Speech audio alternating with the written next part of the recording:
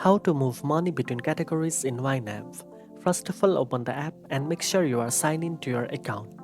Once you are on the home screen, tap on the plan option from the bottom bar. Here you will see a list of your budget categories and subcategories. To move money between categories, tap on the category you want to transfer funds from. Next, select Move Money or Transfer Funds depending on your version. Then choose the category you want to move the money from and to, and enter the amount you wish to transfer. Double check that the amount is correct before confirming. After confirming, the money will be deducted from the original category and added to the new one.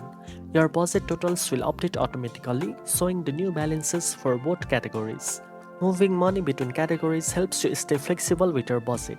For example, if you overspent in groceries, you can transfer funds from your entertainment category to cover the difference without affecting your overall budget. Now you know how to move money between categories in YNAB. If you found this video helpful, don't forget to like, share and subscribe for more finance tips. Thanks for watching and I'll see you in the next one.